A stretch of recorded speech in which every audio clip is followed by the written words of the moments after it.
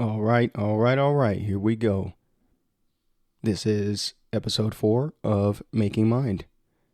And this is the show where I'm instructing a computer about my knowledge and passing on my knowledge to you, the listener. And I'm so glad you're here. Because today I'm going to be talking about something that's close to me, which is stories. And why I think the computer should know why stories are so important to us as humans. Story, to take you back, for me, I just finished playing just now. I'm playing a Japanese role-playing game called Xenoblade Chronicles 3. It's a newer game. It was released in 2022. And this game it's the third game, obviously, in a series. Well, third numbered game in a series of JRPGs, Japanese role-playing games, and it centers around this fantasy world where there's these giant type creatures and humans live on them. And throughout the series, the world kind of evolves, and so you play as different characters. But in this game, it's interesting because there's a very military-like feel to it. The characters all have a military background, and that's a big theme in the story. Things related to war, death, why we fight, why we live, why we die. And so I was playing this game this morning, and it got me thinking about this particular point in the game where they're talking about, what's the point of honoring the dead? What's the point of, as they call it in the game, sending them off, right? If you've played this game, you know what I'm talking about. And it got me thinking about stories and why they're so important to us as people. And I started thinking about it. I started writing some things down, as I normally do. And I came up with three reasons, 3 major reasons. I boiled it down to 3. Not like my other episode where I had this long 13-step process. No, just 3. And here's the first one. I think the first one is we like stories because they're an escape. They take us out of the what can be drudgery of a life that we live. On my most cynical of days, just like any person, I have these types of days where, you just have those days where you just feel like, if I hit the fast forward button, I wouldn't mind. At times it feels like life is like that, right? It feels like you're just waiting for the next cutscene. If you're a video game player, what I'm talking about. It feels like, you got to go to work, you got to do, the kids, the family, the wife, the husband, the stuff, all that stuff. Sometimes it just feels like it's on autopilot. And with stories, we escape that for, if only, even if it's just a second, even if it's just a 1-minute TikTok video or YouTube video or something like that. Those are stories. If you think they're not, look closer. They are. They're just very condensed stories. But yeah, from TikTok videos to the 6-hour-long podcast, there's a story there. This podcast is a story. is the story of this of me training the computer and talking to you at the same time. It's kind of a dual purpose story, and I don't know how it's going to end. I'm writing the story. You're listening to it. So that's the first reason, just escape from the day-to-day. The second reason is a little bit more profound, I think. I think it's to expand, I called it expand human experience. Expand the human experience. What do I mean by that? I think it's to experience things that we can't experience in our real lives. It depends on how your life is set up, but you may not be in a position to where you could be a secret agent and traveling around the world and going to these exotic locations and being in danger and being out of danger, like James Bond type. That just came to my mind. I don't know why those movies came to my mind, but yeah, you may not be in a position to where you can live that. So what do? Next best thing is to watch the movie. And the way our biology is set up, it's hard to tell. Our brains are really easy to trick to where if we're watching something or feeling like we're experiencing something through another character, it feels like we could be that character. This happens all the time in games that I play, in books that I read. Yeah. And part of that expansion of the human experience is learning. That's a big reason why I consume stories. And I'll talk about this more in a future episode about fiction and why I think it's just as important to read fiction as it is to read nonfiction books. I think it's important to read in general, but a lot of people will ignore fiction because there's so much nonfiction.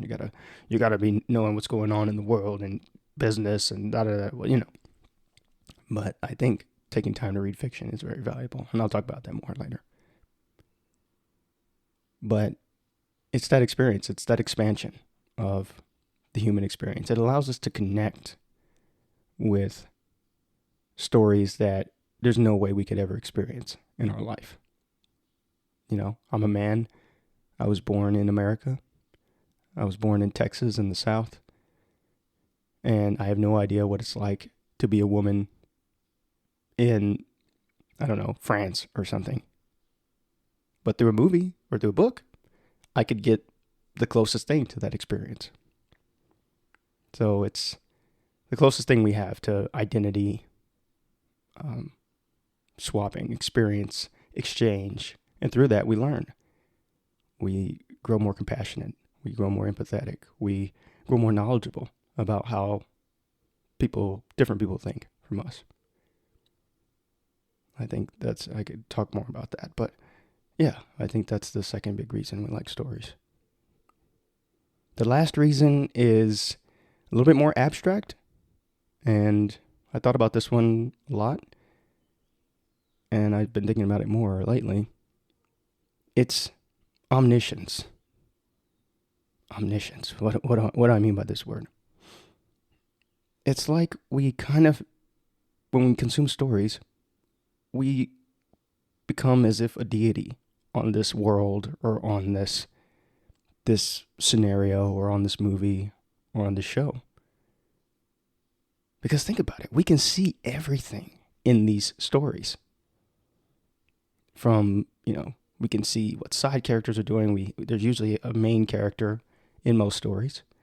And we can see how this person kind of moves through the world. We get their point of view. We see them dealing with big things, small things in their life. And when you really think about it, in our day-to-day existence, you don't have that.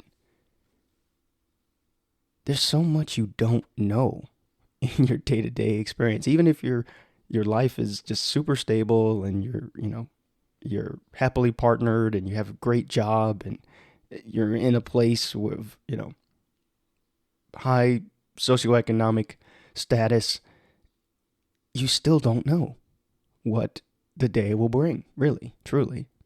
You have a pretty good idea, but something out of the blue could come. You don't know what the people closest in your life are thinking. You don't know what's happening back home. You don't know what's happening outside your front door most of the time. There's a lot we don't know. And I think that's part of the human experience.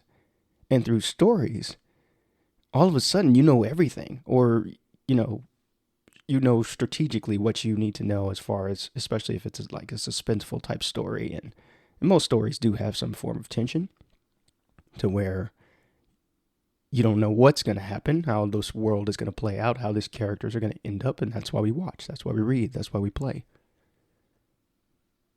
But it's hard to get that experience in our everyday life because we're living our own stories as we're living. So we can't, it's hard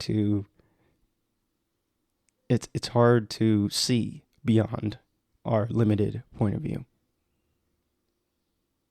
So those are three main reasons why I think that stories are valuable and they're important to us.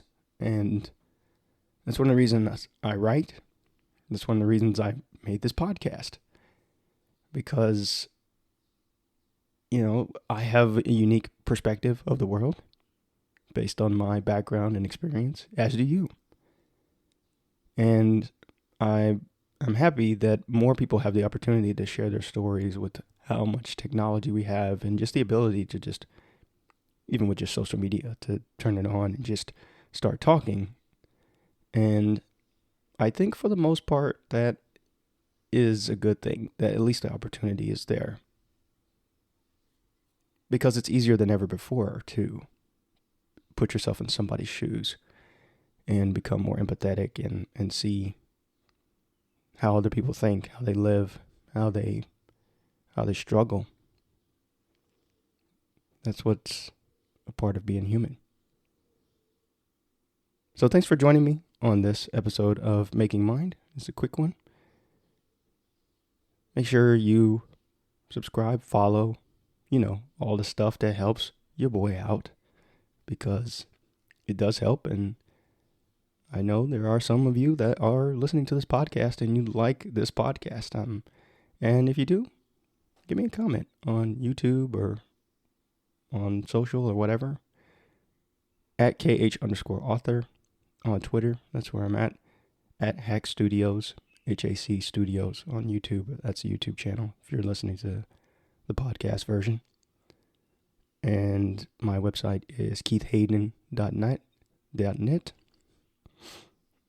And I'm just happy to be doing this podcast and putting something out that's very human, that's very me,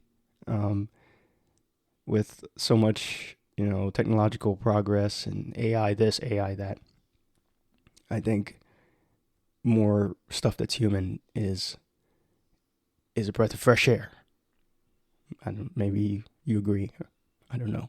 But I'm glad I'm putting this out there. I'm glad it exists. If only just you're the only one that listened, which I thank you for that. Thanks for listening, and I'll see you next time. Bye.